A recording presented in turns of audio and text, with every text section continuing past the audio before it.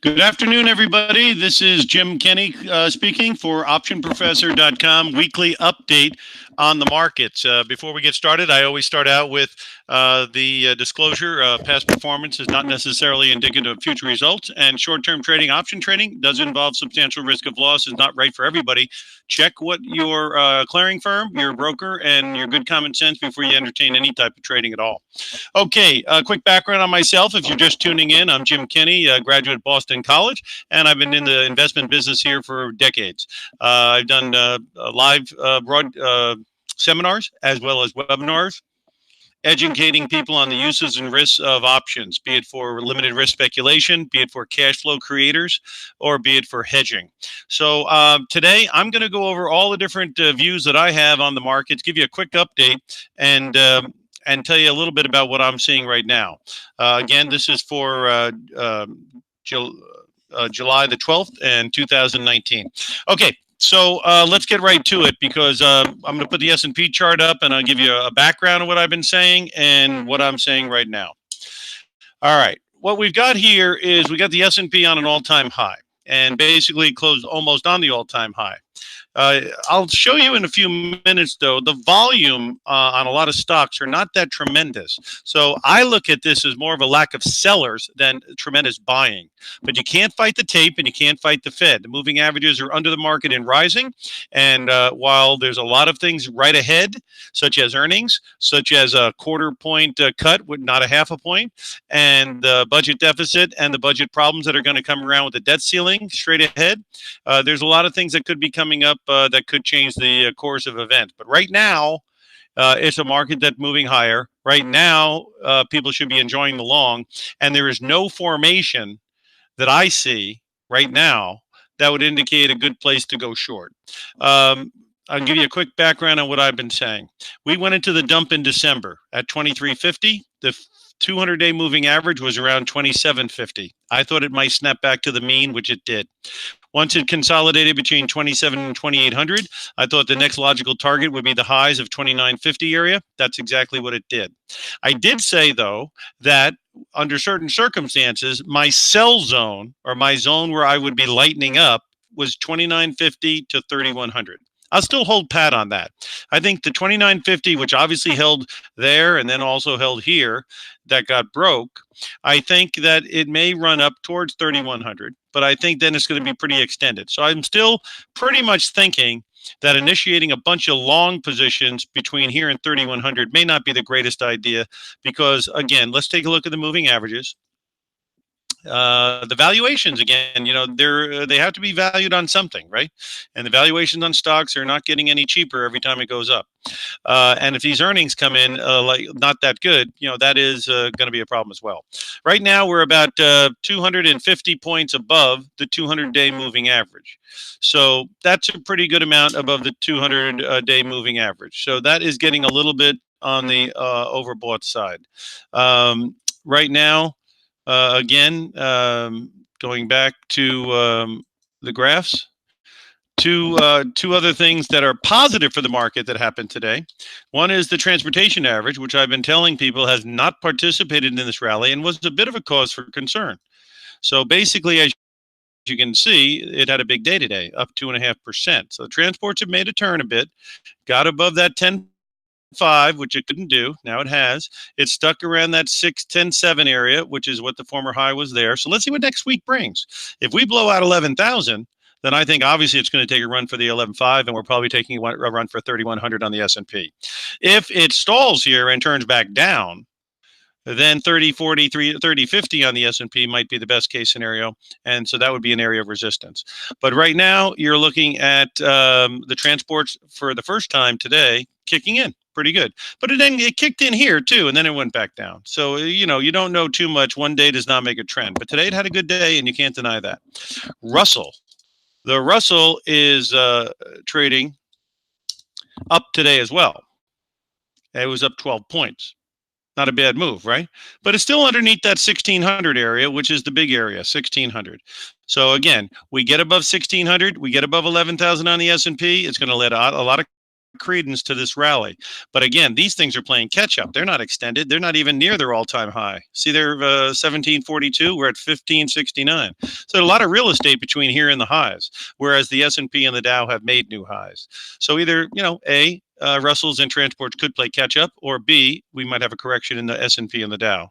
I don't think it'll stay in this divergent situation forever. Let's take a look at another thing that I'm looking at, which is the VIX.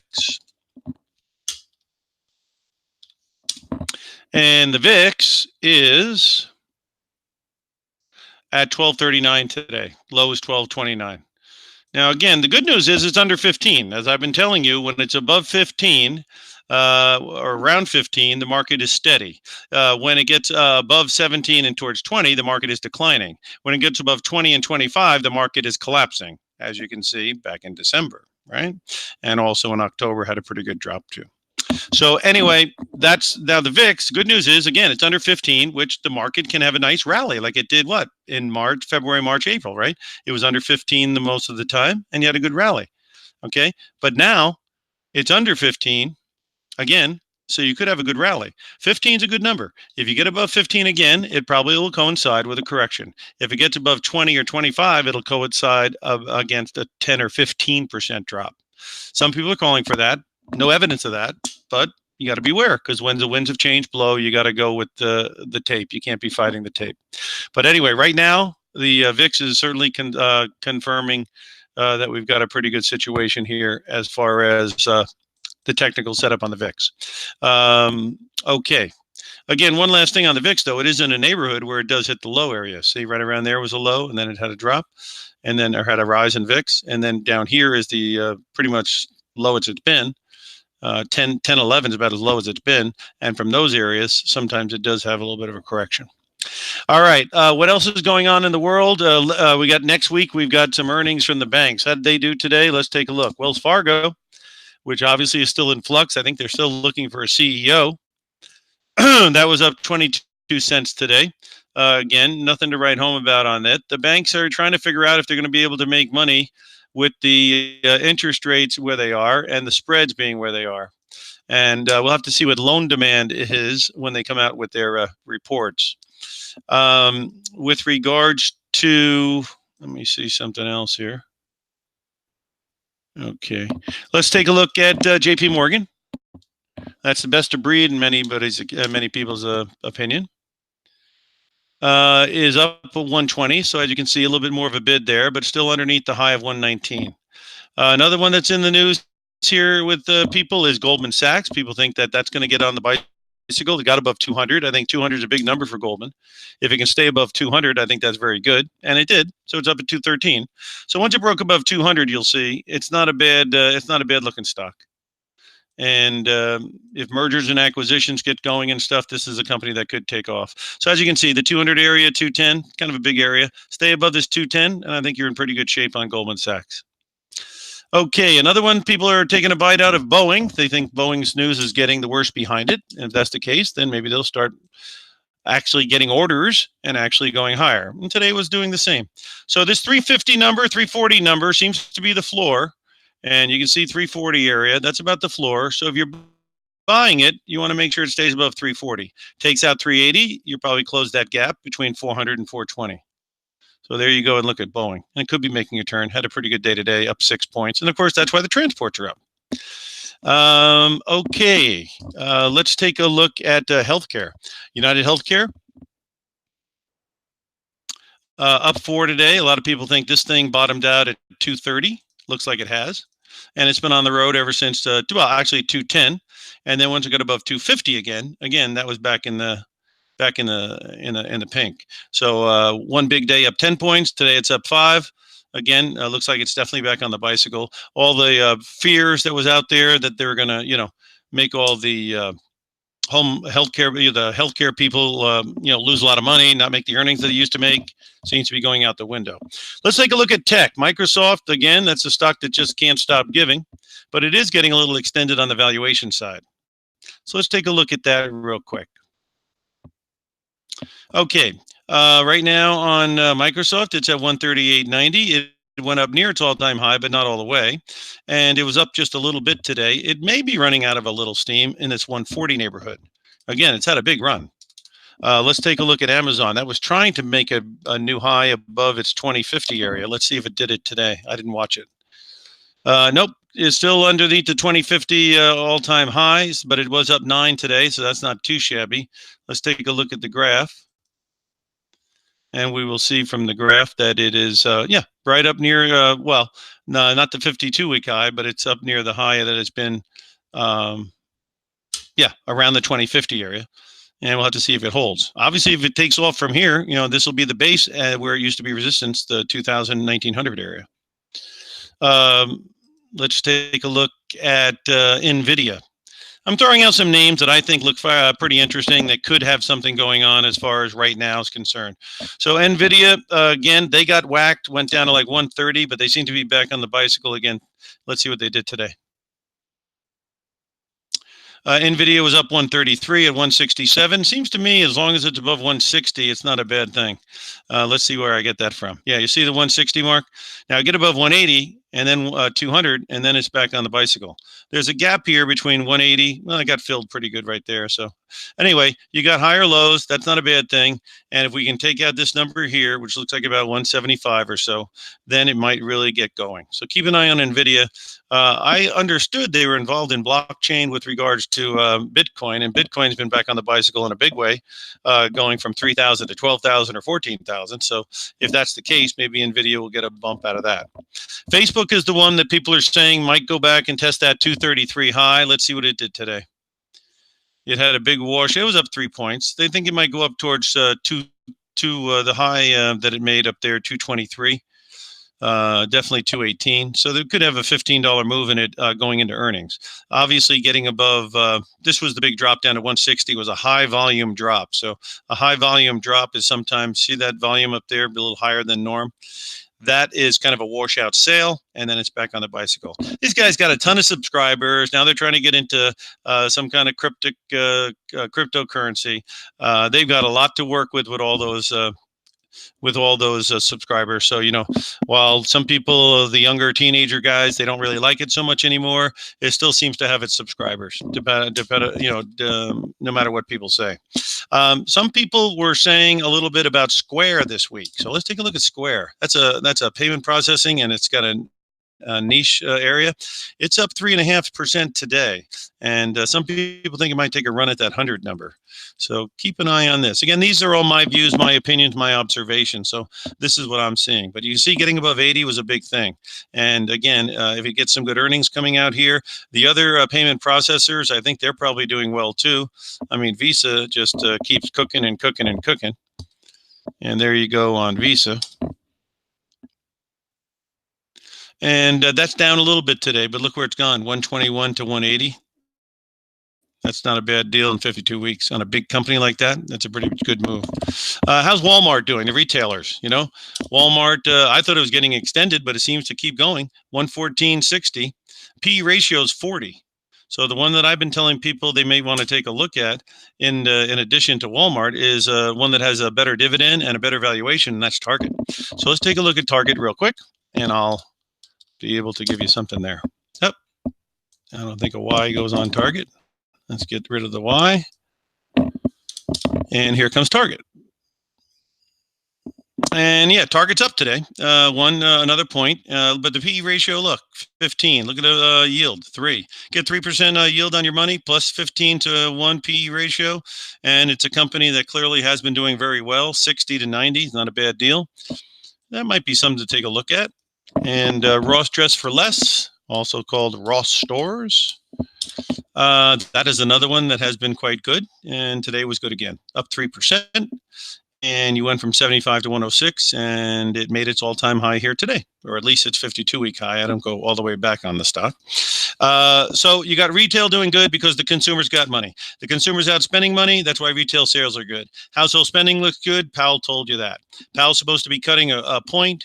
I'll show you why he's probably going to have to cut a point. Not because the stock market's no good, not because the economy is so terrible, not because inflation is zero. In fact, it's over 2% during the last report. Not because unemployment's bad, because we just got 224,000 jobs. I'll tell you exactly why he has to do something. And that's because the market is going to bully him into doing it, because the market has already dropped its yield from the December when he said pause. See, he says pause in December, where we're at 3 to 325 on the 10-year, and his pause is everyone else's buy-in. So the whole world is bought in because this guy took a pause back in November, December. Now the whole world is looking for a lot of cuts, because this is a 125 basis point drop, 325 to 2. It's a 125 basis point drop, and this guy hasn't dropped at a dime. So talk about getting ahead of your skis. This yield drop has totally outpaced either the rhetoric or the actual movements of the Fed. So the Fed will probably give you a quarter point at the end of the month just because it's so out of whack between the 10-year and the Fed funds rate. But I'm sure he's doing it begrudgingly because you know what? You only have so many bullets in that gun. And using your bullets when you got 3.5% unemployment or whatever you got, and you've got inflation back above 2, and you've got 224,000 jobs, and you've got inflation, you've got gold taking off. That's not normally the environment where you're going to do a lot of cutting. This guy's an economist. He's not running for office, and so he might get pressure from everybody politically, but he also knows that things that go up like a rocket, if you drop rates down, a lot of people are talking about the market will go up like a rocket. Well, what happens to a rocket once it stops going up? It falls, and if it falls from a tremendously high level, and let's face it, we're at a very high level on the S&P, then it's big problems for this guy. And that's when the systemic problems start coming up. You got this, once the real estate turned over, right? And the no money loans were exposed. That's when it happens, right? Well, what do you think is going to happen if this economy grows at 1%? You're going to see all those corporate bonds and all that sovereign debt that's trading 25 trillion or something at a discount, at a negative yield. People are going to want their money back, possibly. And if they want their money back and nobody wants to buy it, and of course, if there was inflation of any type or any other reason, who'd want to buy zero negative yielding bonds, and who'd want to buy a corporate bond on a company that's balance sheet is upside down and they're giving you 2 or 3%? I mean, come on. They're getting 100% of your money. They only owe you 2 or 3%, and they've got a balance sheet that smells. So again, he's very well aware that, he's got to keep the thing going because, we are not at some kind of a low level. You have to look at the totality of what we're doing here. So I'm going to put the S&P up so you guys can keep that in mind. And it's very sunny out there. So, this is the time to look into umbrellas and raincoats, meaning what? This would be the time to learn about your hedging. If you have any questions on that, how to use puts against your stock, how to use collars where you sell calls and buy puts, how do you use married puts, how do you do replacement strategies where you get rid of your stock and you buy long-term calls? How does all that work? What's the benefit to you? What's the risk to you? If you have questions on this, the best thing to do is shoot me an email. The email to reach me at is option, OPTION, professor, PROFESSOR.com. Excuse me, OptionProfessor at gmail.com. Okay, that's where you basically go. If you have other people who want to go to this webcast every week, you send them to OptionProfessor.com and they can get the link. But to shoot me an email, if you have a question on hedging, this would be the time to look into it while everything is going so well. Because once they start not going well, your raincoats and umbrellas go up in price dramatically. Okay, so right now, this is a long-term chart going back to 1979 on the stock market. So if you came in from another planet, you'd go, well, from 79 to 92, 94, it traded between 0 and 500 on the S&P. Then in the 80s and 90s, obviously somebody must have learned about leverage because the market went from 500 to 1500 during that period. Then it had a big drop. That was a crash called .com. Then after that, it got back on its bicycle, went back up to that 1500 mark. So between 0 and 1500 seems to be the norm for most of the time since up until 2011, 2013. Now, what I see happening is as simple as this. The Fed had a big problem here with the banks going under and everything else. So they had to print money to be the bad bank. What does the bad bank mean? All the lousy loans and crappy investments went into the Fed. Okay. So they keep the rates down to zero. They force people out of money market. People have to invest, even if they're not risk takers. They got to do it because they can't live on zero interest. And that gives you the bounce. But around here is when the Fed should have started working on the balance sheet and probably should have been working on what? Normalizing interest rates. But they decided not to do that. And all of a sudden, you had another 8 years with Obama. And there you go. You're up to 2000. Now it farts around 2000 for a while. And then Trump comes in, and what does he do? He gives away 40% of the tax revenue that the government normally gets from what? Corporations. And obviously, the mass majority of it goes to wealthy and corporations. Now, what do corporations do with their money? They're supposed to what? Increase salaries. They were supposed to what? Buy plant and equipment. What did they do? They bought their own stock back. They bought their own stock back. And when they buy their own stock back, what happens? Boom. Then you rise. And so the Fed at 3,000 or at 2,900, they go, hey, maybe we should start watching the rates and maybe hike a few times here. So right now, 3,025 is the new norm. I don't think it could go to 3,500, but if it does, do you realize how much more overbought it would be at that point? So again, be careful out there on how high we get, because we're not very close to the ground anymore. Okay, and that's where hedging comes in. OptionProfessor@gmail.com. Anything in your mind in particular, let me know.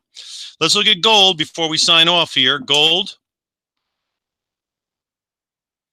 I've been talking to you about gold for a long time. It's on its bicycle because inflation's picking up and the Fed's going to be cutting, and that's a double whammy. When inflation goes up and the rates are too low, you got problems. Deficits are going to go through the roof. Okay, I mean, we're at the late cycle and we're at all-time highs, and they're running a deficit, and they're going to raise the debt ceiling, and this deficit's going to be $1 trillion, and who knows if it won't be $2 trillion one time, if they go into infrastructure. So the bottom line is that the balance sheet of the government is a big mess, and basically that's why people are saying let's get the gold going. So once we broke above 1350, that was your buy signal on gold. Okay, now where is it going from here? Let's take a look at the longer term graph and see if we can get an idea. Paul Tudor Jones is on file saying that he thinks in the next 2 years gold's going to be one of the best investments, and that a move towards 1700 is in the cards and it could happen fairly quickly. But let's take a look at gold on a historical basis, get an idea what that looks like. Okay, so here you go. Going back on this particular contract, let's see how far we're going back. Hold on. Okay, this is a shorter term situation, and so I'm looking for all data, and they're giving me what? Let's go back on a 10-year graph and see if that'll help me.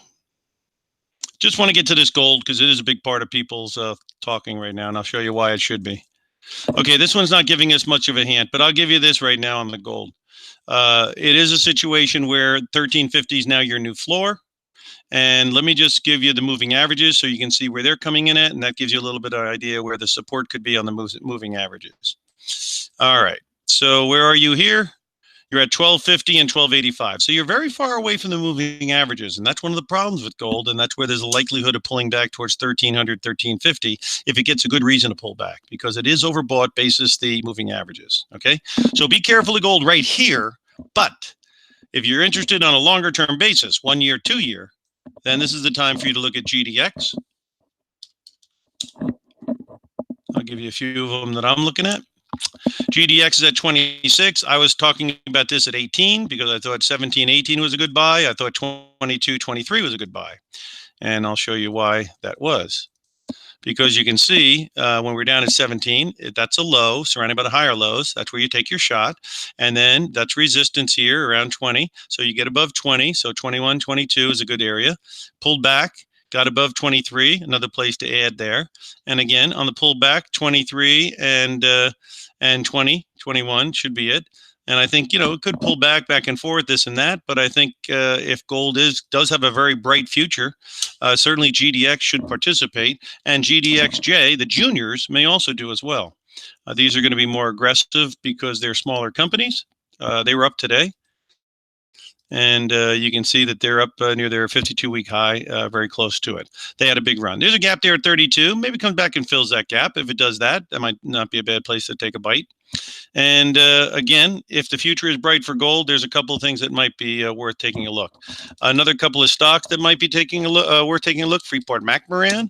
You know, if they get a deal with China, copper could come back in the picture, and copper it'd be something that would help Freeport-McMoRan. Gold and silver as well. So here you got a stock that used to be, I think, at 50 or 60, went down to 950. It is right now down here. So you can see right here, if it can break above 12, there's resistance there. So I would probably wait to see if it broke above 12 and then get on the train there. Because if it gets above 12, it'll break above that resistance there and this resistance here. So right now it's having a pullback a bit. Above 12, it might open the gate a little bit for higher prices. Last one would be Newmont Mining, which is a big favorite of the gold people as well. And Newmont Mining is up today, and you can see it's very close to it made it a 52-week high. So Newmont Mining is also a big one for the gold guys. All right, I gave you a good all around the horn here. The only other one I'm going to mention real quick, it's a commodity that may have a big future to it if these Chinese ever start buying the soybeans they say they're going to. And so I'll give you the point that I think this could turn into something reasonable. And let's go back and give you a 5. I see it's up 14, so it's already taken off. I'll give you a 5-year perspective. And this will give you a little longer term. So you can see where the potential could be if it starts to turn. Again, they had a big washout down to about $8 a bushel. Hold on, come on down here. Yeah, big washout down to $8 a bushel, double bottom there kind of. I like to get above 950. There's a lot of action here that's resistance. There's some here that's resistance. I think if we get above 950 and then 10, I think it's got a good size future. And it wouldn't shock me if it could have a nice spike up. We have a nice thing that could look like a head and shoulders bottom here, but getting above the neckline at 950, I think is key. Again, had a good day today, up 14 cents. So keep an eye on that because I think that could be linked to a China deal as well. All right. So basically, that's what I've got for you today. I did want to invite, you to invite your friends to attend the meeting each week. And of course, the best thing to do, and many people, thank God, do take care of this, is they send me an email. They have a market they're looking at. They have a market they're in. They got a big gain they've got. They got a loss they've got. They got, situations they want to have protection on. They have things they want to hedge. Basically, they are looking to gather information, and they shoot me an email. And again, it's simple. It's OptionProfessor@gmail.com.